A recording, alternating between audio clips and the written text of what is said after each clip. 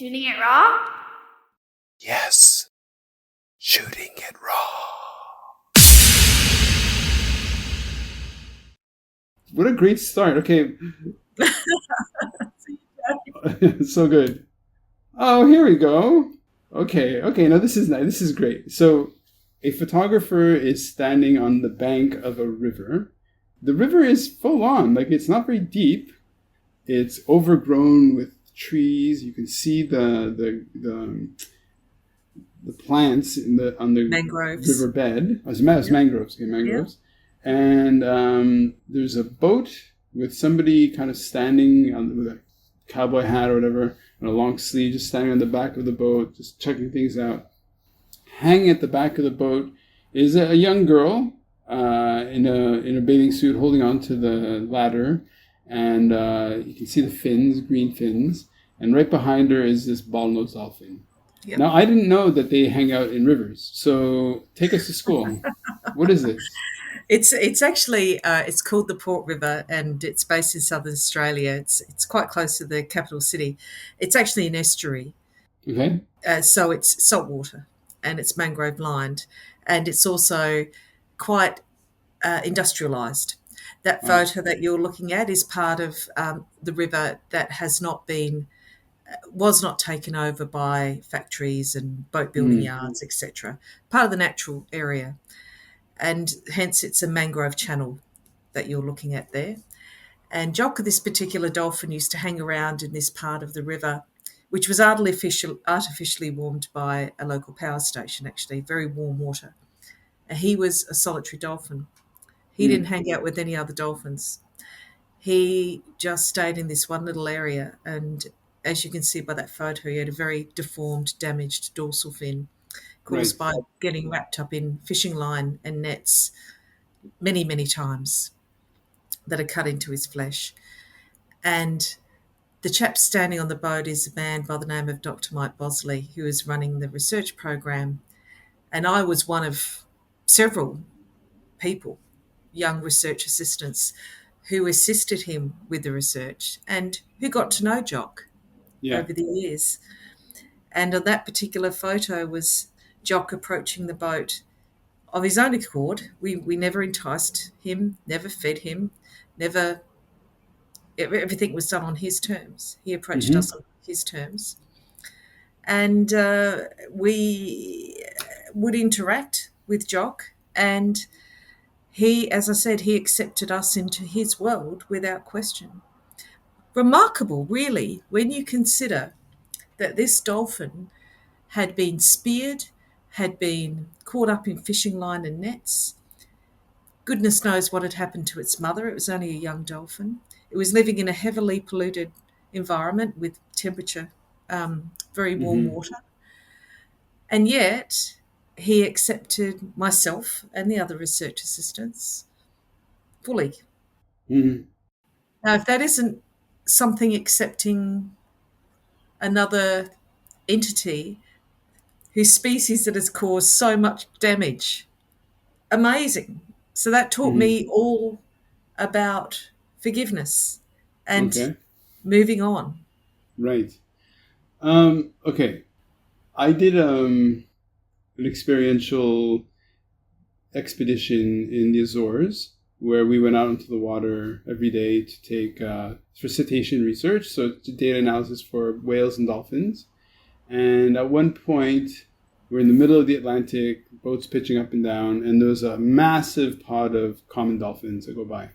Yes. And I was standing at the edge of the boat, almost with the boat would almost reach the line of the water, and sort of like you in the photograph, where you're separated by 1 or 2 meters of distance between your face and this dolphin's face, and there's something deeply profound about making a visual connection, because as humans our eyes are how we connect to the other, and to have this dolphin go on its side and look at you, and you're looking at each other, and there's definitely that connection. I mean, however you want to call it.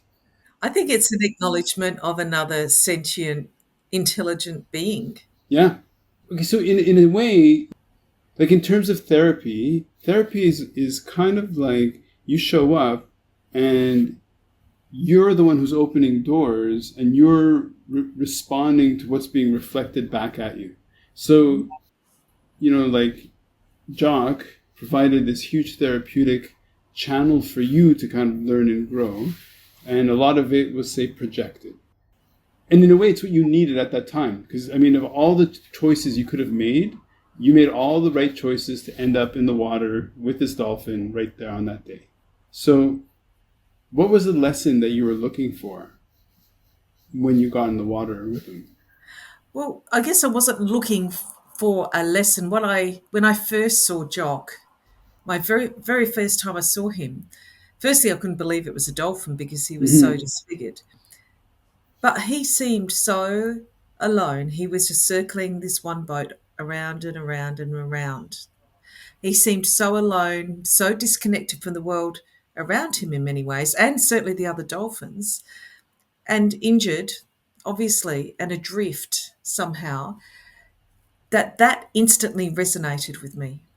I instantly felt, I can't say how he felt about me, but I certainly felt an instant connection to this dolphin because in many ways I saw myself reflected in him. And his external scars really reflected my internal ones. So it was that instantaneous compassion and connection that I felt. It's a completely wild dolphin. And yeah, over the next 3 years, obviously, I got to know him as an individual. 3 years? How often would you get into the water? Maybe once a week, probably. Okay. Twice a week sometimes during summer, but it depended on the weather a lot of the time. And Mike had other research assistants as well. I wasn't the only one. So yeah, probably average once a week. And there were many other dolphins that lived there, but of course Jock stayed in his own little patch. He didn't venture out. What was the most noticeable change over 3 years in terms of his own growth or rehabilitation or Jock's. Yeah. Yeah.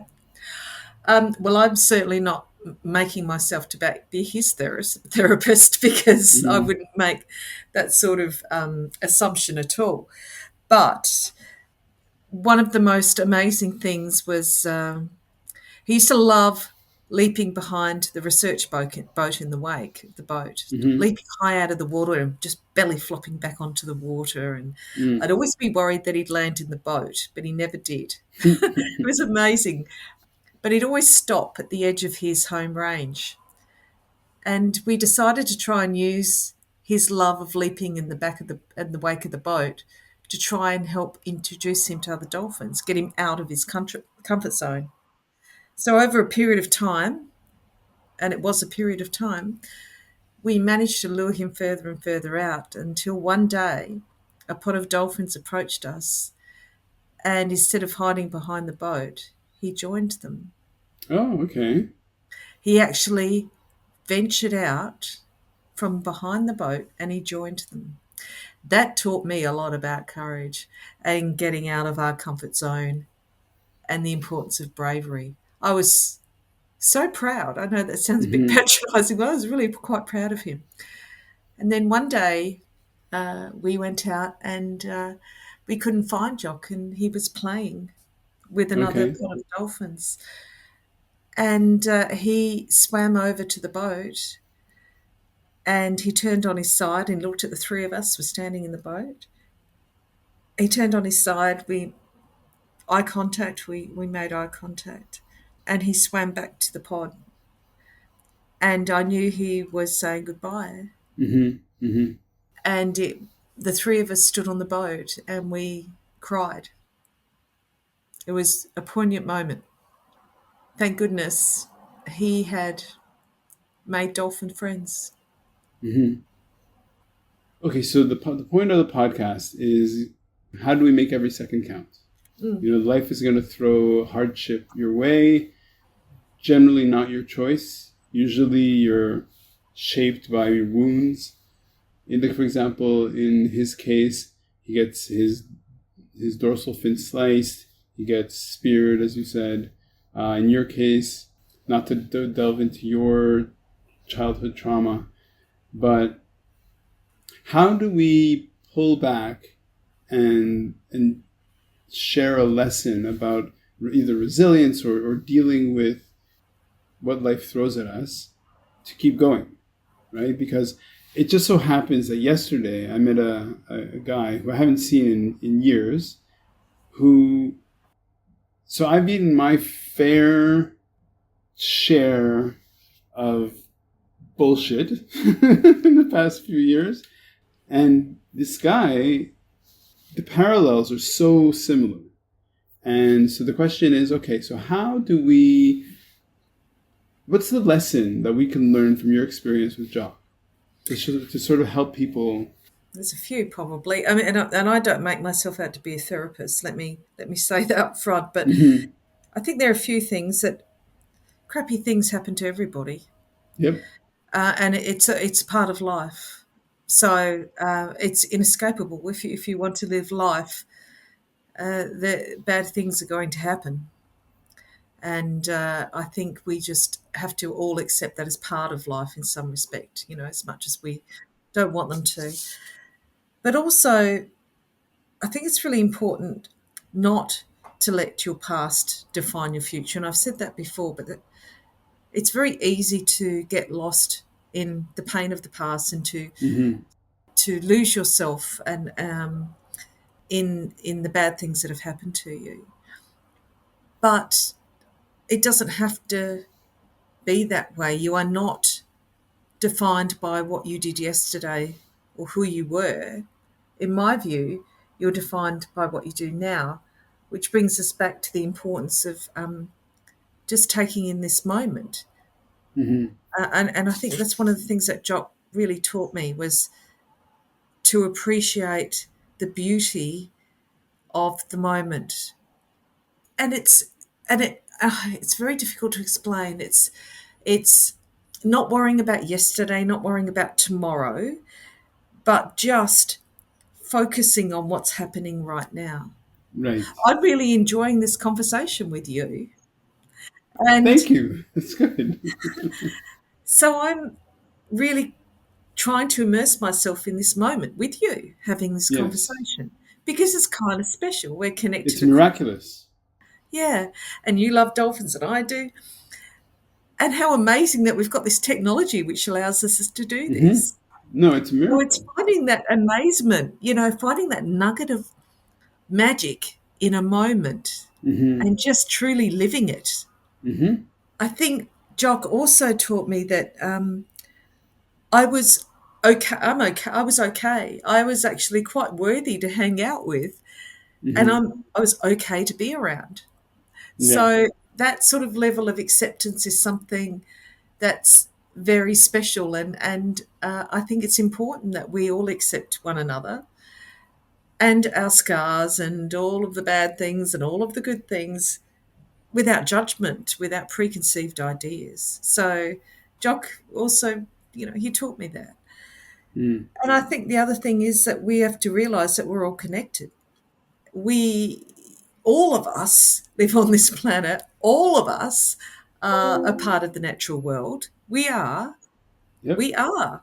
We can't live without nature, and nature can pretty well exist without us.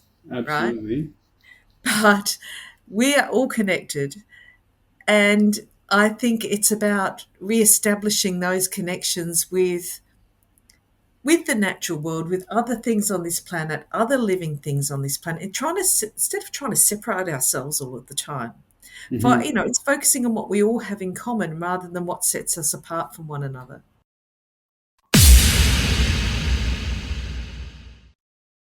So is life really a gift? Really? Can you make every second count? That's the whole point of the podcast. So if you like what you've seen and you're inspired, because that really is my mission, then please give it a like, subscribe, and share. Shooting it raw?